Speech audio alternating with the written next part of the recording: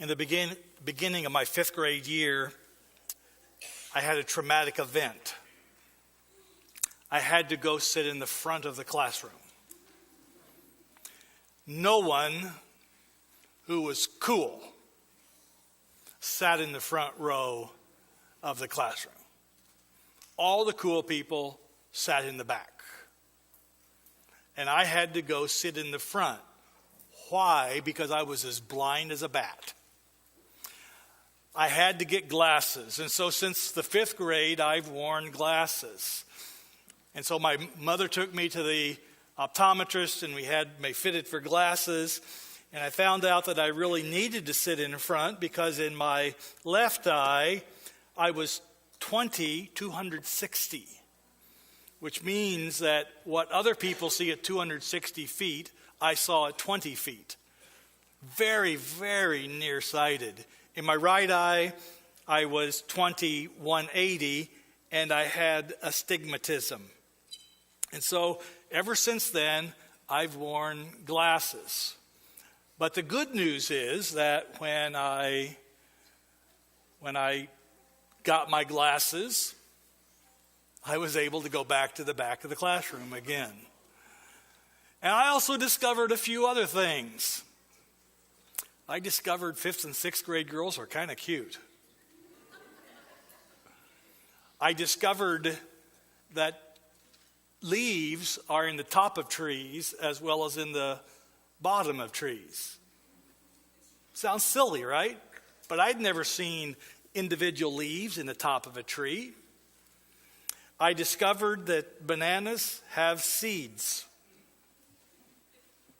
My eyes were so bad, who picks up a banana and goes like this? Which is the way I would have had to do it. I was so nearsighted.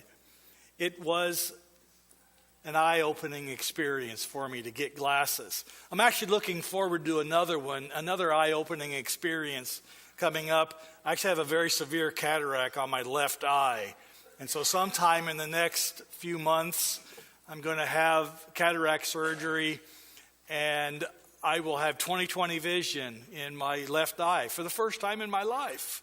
And shortly after that, I'll have my right eye done. And so I'm just looking forward to not wearing any glasses and being able to actually see. When I waken at night and look over, I'll actually be able to see the clock. I know that's, for most of you, are kind of going, huh?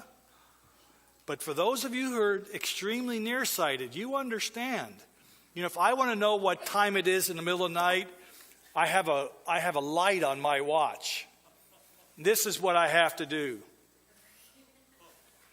That way I know what time it is. Well, I'll just be able to turn my head and say, oh, look, it's 1 o'clock. No problem. An eye-opening experience. Which is why I kind of really like this story, because I've had eye-opening experiences.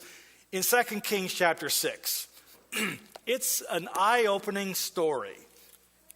I know most of you have probably read this story and heard this story, but you might have missed something interesting about this story. Turn with me, please, to 2 Kings chapter 6. It's one of the stories of the prophet Elisha. One of my wife's favorite stories precedes this. It's the story of the floating axe head. And then comes this story. The story is about the king of Syria who had a problem. He had an intelligence problem. And it wasn't that he was stupid. He had a military intelligence problem. He would meet with his advisors. He would meet with his generals. They were in a war against the northern kingdom of Israel, whose capital city was at Samaria. And they would meet together and plan strategy. They would plan that they were going to amass their troops at a certain spot, camp, and then attack Israel. And every time, Israel was ready for them. They could not surprise them. It's as though they knew what their plans were before they ever got there. Well, the fact is, they did.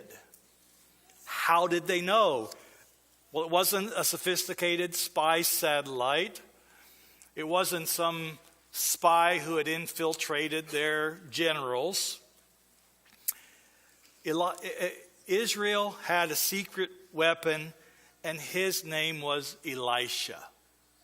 Because every time the generals met with the king and made plans, God would reveal to Elisha what their plans were. Elisha would tell the Israelite king Jehoram, and the king would make plans. And so they were getting nowhere. It's funny that if you look at chapter 6, it says, verse 11, and the mind of the king of Syria was greatly troubled because of the thing. And he called his servants and said, will you not show me who of us is for the king of Israel? And one of the servants said, none, my lord, O king, but Elisha the prophet, who is in Israel, tells the king of Israel the words that you speak in your bedroom. I mean, there are no secrets. No secrets.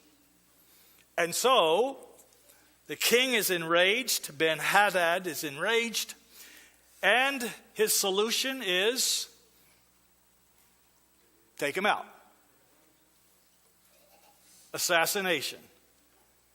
Capture Elisha and eliminate him. So Elisha they know where Elisha is. He's living in a city called Dothan, which is just about 11 miles north of the capital city of Samaria. So he's living out in the countryside. And so the king makes plans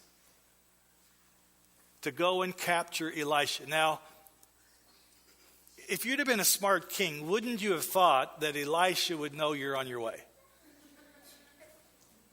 I mean, it's happened every time. He thinks he's going to sneak in and capture Elisha, not realizing that Elisha is going to know he's coming. Think about that for just a moment. And so, chapter 6, verse 15.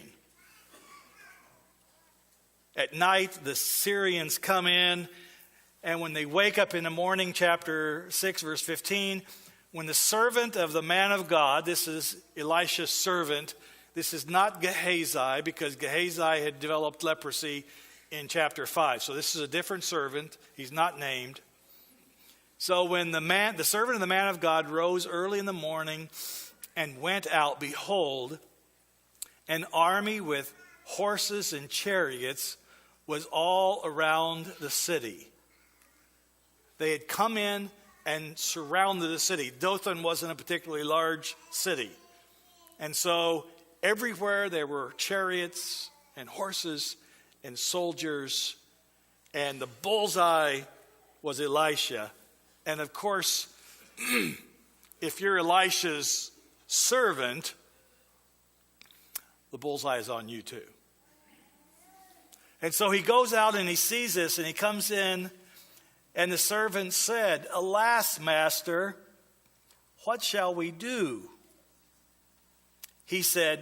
Elisha said, do not be afraid, for those who are with us are more than those who are with them. First off, I like this little phrase, do not be afraid. Have you ever heard the old joke? Somebody says, don't be afraid. You say it's too late. Already am. Those who are with us are more than those who are with them. And I imagine at this point in time, the servant says, I don't think so. I don't think so. He can look around. He knows how many people live in Dothan. He can look around and see that the whole city is surrounded with all these soldiers and chariots and horses. And Elisha says, those who are with us are greater than those who are against us. And the servant says, you're wrong. That's because the servant was only had his eyes to the little bullseye where he and Elisha were. The bigger picture was being surrounded by the armies of the Syrians. Verse 17. Then Elisha prayed and said, O Lord, please open his eyes that he may see. So the Lord opened the eyes of the young man, and he beheld, and behold, the mountain was full of horses and chariots of fire. Oh, it wasn't just normal chariots. These are chariots of fire all around them, all around Elisha. See, the servant was concentrating on the bullseye. He was concentrating on the larger picture of all the armies of the Syrians that surrounded them. But then Elisha prayed for him, opened his eyes, and he sees the bigger picture from the point of view of God. The big aerial shot. And in the middle of the bullseye is Elisha and his servant. But on the outer part, he sees the armies of the host of heaven, the chariots of fire. It's a wonderful picture. It's a wonderful story. And I want to come back to it, but there's such an interesting thing that happens next. Such an interesting contrast. In verse 17, you have this prayer, O Lord, open his eyes that he may see. Verse 18. When the Syrians came down against him, Elisha prayed to the Lord and said, Lord, blind these people. In 17, he prays for God to open the eyes of the servant. And then in verse 18, he prays for God to close the eyes of the Syrian army. And the Syrians came down against him, and Elisha prayed to the Lord and said, please strike this people with blindness. So he struck them with blindness in accordance with the prayer of Elisha. Now, evidently, he doesn't strike them with physical blindness, but he strikes them with a blindness of their understanding. And so he says, Elisha goes out, verse 21. I'm sorry, not verse 21. Verse 19. And Elisha said to them, this is not the way, and this is not the city. You got the wrong guy. Follow me, and I will bring you to the man whom you seek. And he led them to Samaria. You know, their understanding is blinded. Elisha's servant had his eyes opened, but the army has their eyes blinded. And so, is this a funny story? This is a funny story. And so, Elisha says, oh, you're looking for Elisha? Follow me. And so, what do? He led them, follow me and I will take you to the man you seek, verse 19. And he led them to Samaria, the stronghold, where all the armies are of the Israelites, where the capital is, where the king is. He led them to Samaria. Verse 20. And as soon as they entered Samaria, Elisha said, O Lord, open the eyes of these men that they may see. So the Lord opened their eyes, and they saw. And behold, they were in the midst of Samaria. How do you think they felt? Scared is probably very true, but probably not enough. They felt terrified. They know that they are, so to speak, dead ducks. They know that they are dead. Their eyes have been opened. They know that they have been tricked. You know, I can just imagine the generals. This is your fault. No, it's your fault. No, it's your fault. No, it's your fault. And the king of the Israelites, whose name is Jehoram, he is excited because he's been fighting these guys, and this is finally his opportunity to destroy them all. So here's what happens. Verse number 21. And as soon as the king of Israel saw them, he says, can I kill them? Can I kill them? Can I kill them? I mean, he's been fighting them. Can I kill them? My father, shall I strike them down? Shall I strike them down? Verse 22. And Elisha answers, you shall not strike them down. Would that you strike down those who you've taken captive with a sword and with your bow?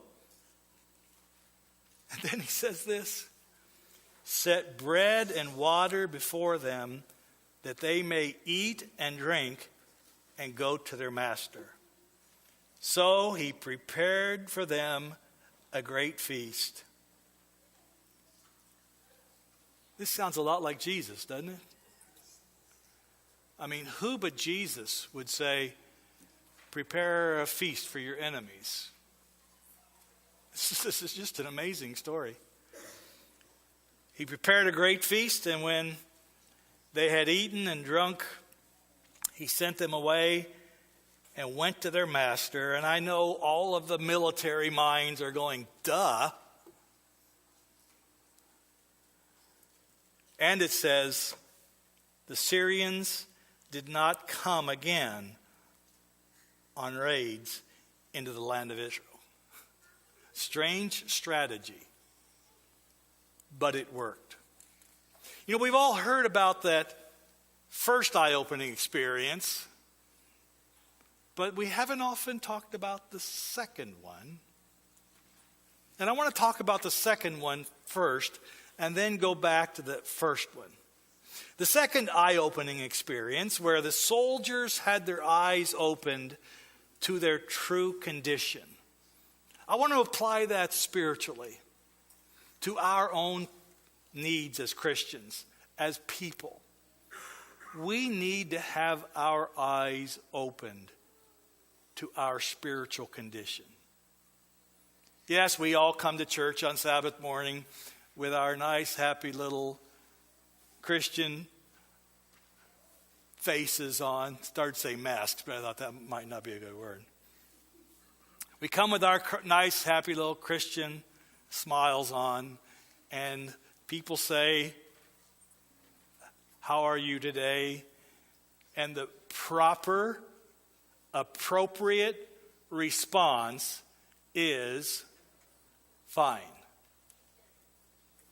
Liar. You know, our true condition. What's really bad, though, is when we say fine and we believe it. Because most of us really aren't. We say fine and we really believe it. We all have a true condition. We as Christians must be reminded of our true condition. We are sinners. And we are sinners who are in need of Jesus. Now, someone might say to me, I already did that. I already realized my need of Jesus. Then you really need to realize your need of Jesus again today. Because it's something we have to realize every single day. We realize our true condition. We are sinners, and there's only one way we can have possible hope for salvation, and that's through the grace of God. Every single day as Christians, we need to be reminded of the fact that we are sinners saved by grace. It's easy for us to admit that we are sinners back there, but we still need to be reminded daily. Most of you know this text, Romans chapter 3, verse 23. It's a familiar verse. Some of you have heard me talk about this verse before, but let me tell you something about it you may not know. Romans chapter 3, verse 23, familiar verse. It's almost always in Bible studies on salvation. It says, for how many have sinned? All have sinned and fall short of the glory of God. All have sinned. You? All? Every single one of us. We're sinners. All have sinned and fall short of the glory of God. But there's something interesting in this text that you may not see in English that comes through in Greek. Because there are two different verb tenses in this phrase or in this text. The first, it says, we have all sinned. The tense, the verb tense, is past tense. We have all sinned. Sin is the breaking of God's law, the turning our backs on the relationship with God and with Jesus.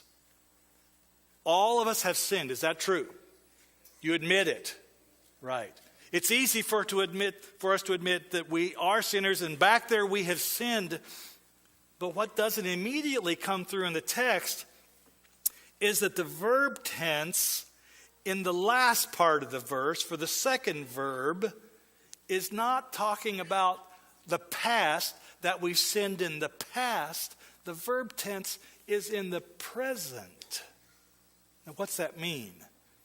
What it's saying is that all of us have in the past sinned, yes. And even today, I've been a Christian over 60 years. And even today, in the present tense, I fall short of the glory of God. I will never reach the place where I don't need the grace of God. Even in eternity, I will need the grace of God and the power of God. You might not know this. In the book of Revelation, it talks about the tree of life, and it says that we come and eat of the tree of life every month. Even when we have immortality, we will still need to eat of the tree of life every month, because even through eternity, we are dependent upon God every single day for our eternal life. It never will change. Never. In the past, we're sinners. Today, we still fall short of the glory of God.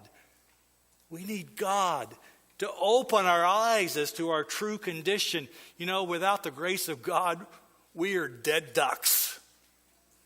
But when God opens our eyes, He makes us understand our condition. Here's this text in Revelation chapter 3. This is in the message to the Laodiceans in Revelation chapter 3, verse 17. It describes how so many of us understand our condition, but we don't really understand our condition. Verse 17, it says, for you say, I am rich and I am prospered and I have need of nothing, not realizing that you are wretched, pitiable, poor, blind, and naked. Our true condition, we think we're just great Christians, but in actual fact, we are in need of only that which God can give us. Verse 18, it says, I counsel you to buy from me gold refined in the fire, that you may be rich, in white garments, so that you may clothe yourselves, and the shame of your nakedness shall not be seen, and salve to anoint your eyes, so that you may see, so that your eyes may be opened. First off, God open our eyes so that we'll realize again every single day our absolute and utter need of God. Our absolute and utter dependence upon the grace of God every single day of our lives. It's not always easy to do, but it's our need. The second eye-opening experience then kicks in here. I'm sorry, the first eye-opening, it's the first eye-opening experience in the story. It's a very important one, because oftentimes when we look at our needs, we feel vulnerable. We see the problems that are in our lives. We understand our true condition. We sometimes feel unable to help ourselves. We feel unable to change our lives. There's so many circumstances and problems that hem us in. You know, as I've gone through my heart surgery, it was a difficult thing, but I began thinking about other people that have it so much harder than I have it. You know, people that have diseases that they will never recover from. I'm recovering. People that have chronic pain every single day, who have lives so difficult. Their lives they're surrounded by circumstances and by problems. People are surrounded by bad choices they've made, the circumstances of bad choices, or bad decisions, or hard decisions, depressed feelings, bad habits. You know, the more you talk to people, the more you realize that if you dig deeply enough, you realize that every single one of us is surrounded by something in our lives that is analogous to those chariots and horses and soldiers that were surrounding Elisha and his prophet, his servant. You know, some of you don't complain, but as I talk with people, I realize that there's a lot of people who are facing lots of difficulties that no one ever knows about, but it's only between them and God. But they're very real difficulties. Very real difficulties. And this story brings such good news to you today. Because what I want the Lord to do for you, when you feel like you're surrounded and there is no way of escape, surrounded by problems in your life or circumstances, and if you're not surrounded today, you will be tomorrow. That's pessimistic, isn't it? Thanks, Pastor, for raising our hopes. I want you to remember, open your eyes. Because when we're in these difficulties, we're in the middle, and it's so sometimes difficult for us to see beyond those difficulties and the problems that surround us. But when we look at the bigger picture, we see, as Elisha's servant did, the armies of heaven coming to your help. This is not something you see with this eye. It's something you see with this eye. The eye of your heart, the eye of faith. I'm not saying this is easy. I'm not saying it's easy. But it is something we believe by faith. I love this phrase. Back to 2 Kings. I love this phrase of Elisha. 2 Kings 6.